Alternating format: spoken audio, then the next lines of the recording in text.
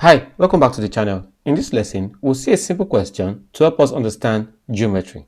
Our question says in the diagram below, line IGE is parallel to line JE. Now, if you look at it carefully, we can extend line JE. Now, if I extend line JE, it comes this way and it's still parallel to line IG.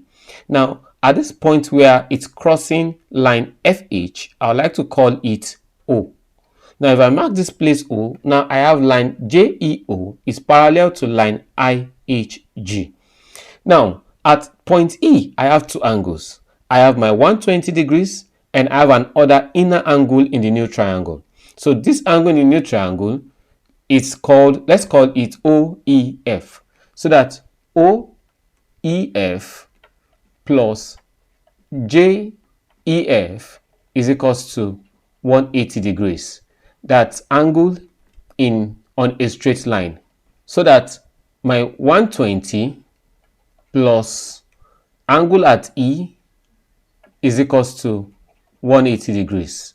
My angle at E obviously will be equals to 180 minus 120, which is equals to 60 degrees. So in here, I'll have 60 degrees. Now, if you still watch our parallel line, our line JEO, which is parallel to IHG, if you pick this way, look at this, pick this, and pick it from here also, this way, and come down here, you see we have an alternating angle. And we know from geometry that alternating angles are equal. So my angle I have here will also be 130 degrees. That's angle at O. If I have 130 degrees in here, obviously up here again, I'll still have 50 degrees. Why? My O plus my 130 degrees will be equals to 180. That's still the same thing as my straight line. It's a straight line. So that the angle at O now will be equals to 180 minus 130 degrees, which is equals to 50 degrees. So in here, I'll have 50 degrees. With this, you can now define the angle at T.